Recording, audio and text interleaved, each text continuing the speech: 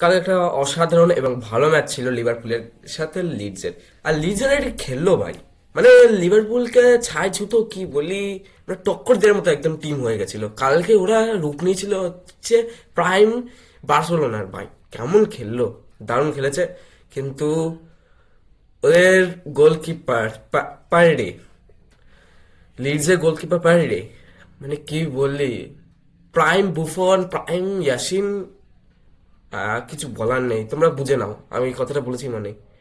আর অন্যদিকে লিভারপুল, মানে আমি কি বলি এদের, ভাই এদের কি বলা যায়, এদের কি বলা যায় আমি বুঝতে পারছি না। কারণ মানে দেখো, এদের স্ট্রাইকার মানে একিটিকে, ফ্লোরেন্টিনো রাইস কালকেও চলেনি এতগুলো চান্স কিন্তু মিস করে। তো খেলা হয় কোনোদিনও, ওদের খেলা হয়। অন্যদিকে এদের ডিফেন্সে রবার্টসন আর ব্র্যাডলি তো চলেইনি, আর কোনাটার ভ্যান ডাইকে খেলেছে, আর অ্যালিসন প্রত্যেক ম্যাচে একটা কন্ট্রিবিউশন দিয়েছে, আর একটা কনসিস্টেন্সি সাথে খেলে যাচ্ছে।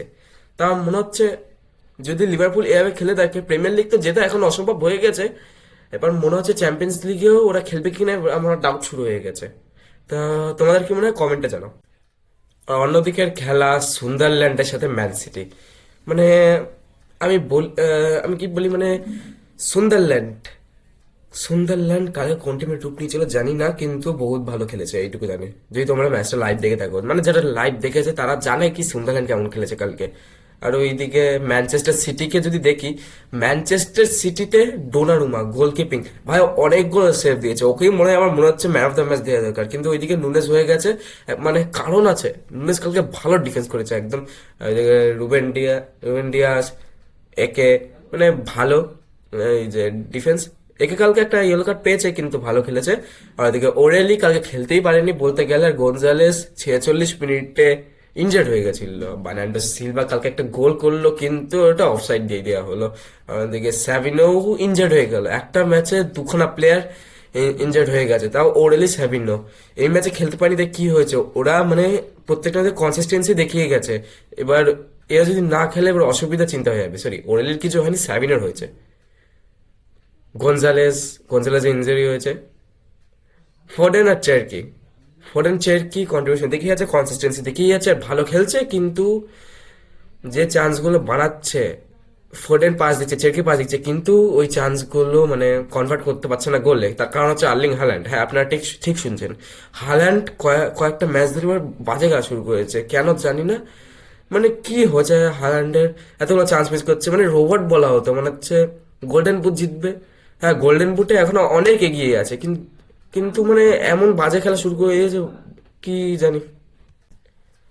তো বন্ধুরা, কালকে খেলার পর টেবিলে যে হাল তোমরা দেখতেই পাচ্ছ, আর্সেনাল 1-এ আছে, ম্যানচেস্টার সিটি 2-এ, অ্যাস্টন ভিলা 3-এ, 4-এ আছে লিভারপুল, 5-এ চেলসি, 6-এ ম্যানচেস্টার ইউনাইটেড। এখন দেখতে পাচ্ছ সুন্দারল্যান্ড সাথে চলে এসেছে, সুন্দারল্যান্ড সাথে চলে এসেছে, মানে একটা ভালো টিম। তোমরা কিন্তু কাঁচা টিম বলতে পারো না এই টিমটাকে। আগের থেকে খেলা দেখাচ্ছিল, মানে মানে বহুত ভালো খেলা দেখাচ্ছিল, কিন্তু আস্তে আস্তে মানে কি বলি, মানে খেলাটা একটু থেমে গেল মনে হচ্ছে সুন্দারল্যান্ডের। আর এদিকে দেখো, ম্যানচেস্টার সিটি যে ড্রপ পয়েন্ট করলো, আর 4 পয়েন্টের ডিফারেন্স হয়ে গেছে। আর্সেনাল যদি নিজের নেক্সট ম্যাচটা যদি জেতে, তাহলে আমি গ্যারান্টির সাথে বলে দিচ্ছি আর্সেনাল এবছর প্রিমিয়ার লিগ জিতছে। কারোর ক্ষমতা নেই আর্সেনালকে হারানোর, কারোর ক্ষমতা নেই মানে হারানোর, অ্যান্ড আর্সেনালের জায়গাটা নেওয়ার।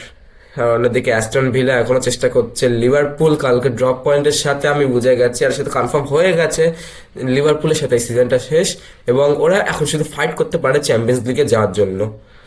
তো দেখি কি হয়। আর অন্যদিকে এবার তুমি যদি দেখো, ম্যানচেস্টার ইউনাইটেডও ভালো ফর্মে আছে, কিন্তু আমার মনে হচ্ছে না ইউরোপা লিগে খেলবে। আমি আগের ভিডিওতেও বলেছিলাম। তো দেখি কি হয়, চেলসি আর ম্যানচেস্টার ইউনাইটেডের মধ্যে একজন যাবে ইউরোপা লিগে, আমি গ্যারান্টি লিখে দিলাম। আর তোমরা আমার কথা লিখে নিও, এদের দুটোর মধ্যে একটা টিম যাচ্ছে ইউরোপা লিগে। তো দেখি কি হয়। সুন্দারল্যান্ডের কাছে এখনো চান্স আছে কি, ওরা এখনো চ্যাম্পিয়ন্স লিগ বা ইউরোপা লিগে খেলবে, কারণ তোমরা সুন্দারল্যান্ডের আগেও খেলা দেখেছো, কি দারুণ খেলছিল প্রথমের দিকে যখন সিজন স্টার্ট হয়েছিল। তো দেখি কি হয়।